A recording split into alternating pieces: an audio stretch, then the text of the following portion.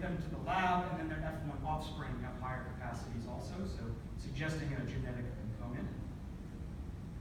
And then capture, mark, recapture data from the 90s suggests that having a higher thermogenic capacity is important for survival in the wild in high altitude populations.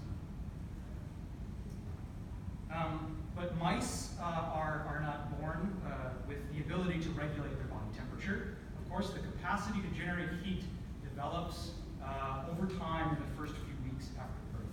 And that's a result of the maturation of the thermogenic organs. So there are two principal organs. The first is brown adipose tissue. And brown adipose tissue is responsible for non-shivering thermogenesis, as you may know. And it's particularly important early in development, like in the first 10 days, before the maturation of the skeletal muscle, which occurs around day 14. And after the maturation of the skeletal muscle, shivering in response to cold can develop as well. So brown adipose tissue important for non-shivering, skeletal muscle development important for shivering thermogenesis. Okay, so in this context, sort of question of the study I want to try to address is how development influences these thermoregulatory adaptations that we know to be important in high altitude. And the most, I think, simple and intuitive hypothesis is that high altitude mice develop the ability to thermogenerate faster than low altitude mice, which ultimately would lead to an improvement in their thermogenic abilities as adults. So simple hypothesis, we tested it by testing thermogenic abilities in low and high altitude mice from birth to postnatal day 27. So I'm going to walk you through that data here. So I'm showing you data first from 2 to 10-day-old pups, and then from 14 to 27-day-old pups, because we treated them a little differently. So we exposed the 2 to 10-day-old pups to cold. It's 23 degrees C. It's not very cold. They're tiny pups. We remove them from their moms. Of course, they're sensitive at that age. And the values here are the change in VO2, so oxygen consumption, between cold and warm exposure.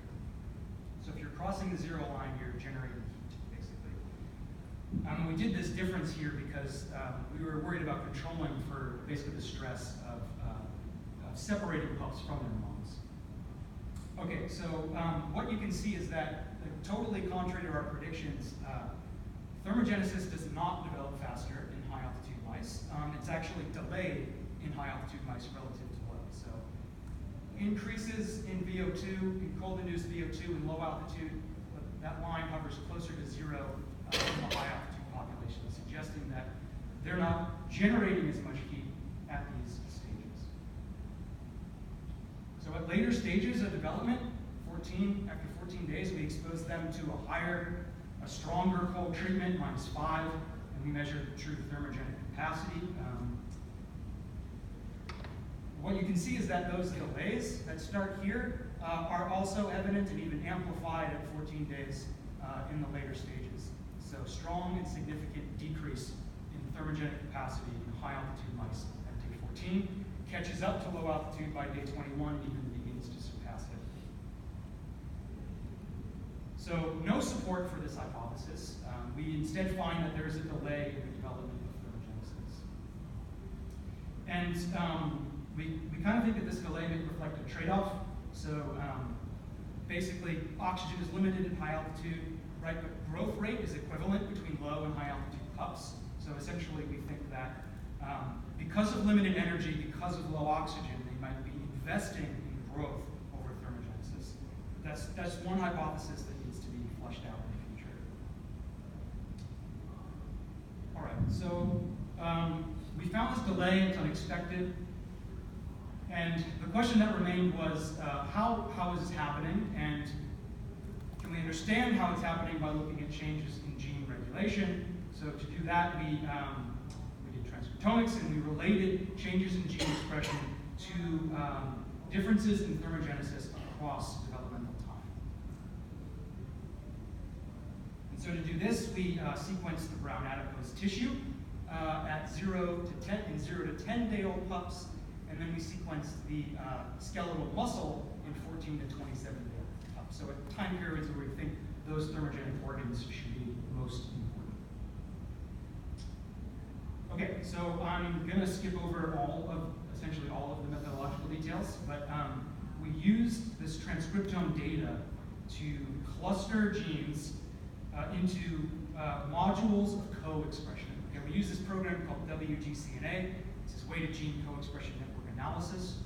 And so essentially, these modules are groups of genes whose expression profiles are highly correlated and vary right in the same way together.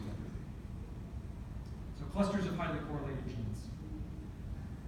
WGCNA, of the 11,000 genes or so in the brown adipose tissue transcriptome, this program clustered them into exactly 38 modules. And so I'm representing each module as an ellipse here. The size is proportional to the number of genes in that module. So after we cluster genes into modules, we use principal components analysis to summarize module expression. And basically, each module is summarized by PC1. Okay? And that's because PC1 explains about 90% of the variation in expression on average. And so when we did that, we found two brown adipose tissue modules that are associated with thermogenesis in the 0 to 10 day old pups. So what that looks like, this is module PC1 score for ME3 and ME4, these two brown adipose tissue modules over age. For high altitude pups, expression is significantly lower than low altitude pups across all ages.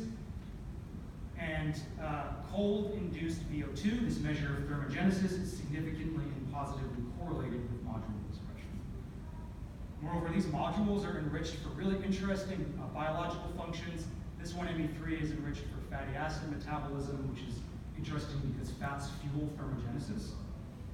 And then this module is enriched for vasculature development and nervous system development, which is also really interesting because you need vasculature to get heat to the rest of the body, and you need sympathetic innervation of that brown adipose tissue in order to be able to sense and respond to the cold.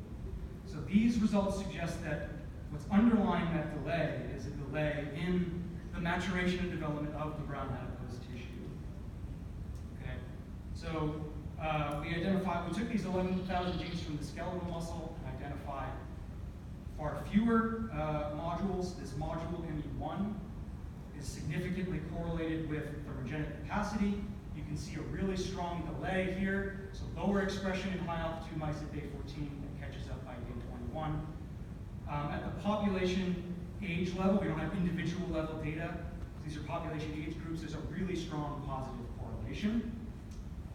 And genes in this module are enriched for a host of functions that are involved in metabolic energy metabolism, ATP, oxidative phosphorylation, glycolysis, and thermogenesis. So energy metabolism genes in this module are delayed, and this again signifies that it's a delay in the maturation or development of this thermogenic organ that's underlying a delay in thermogenesis.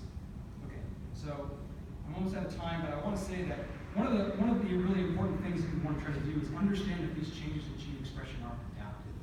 So to do that, I calculated PST, a measure of phenotypic differentiation, on the module expression values.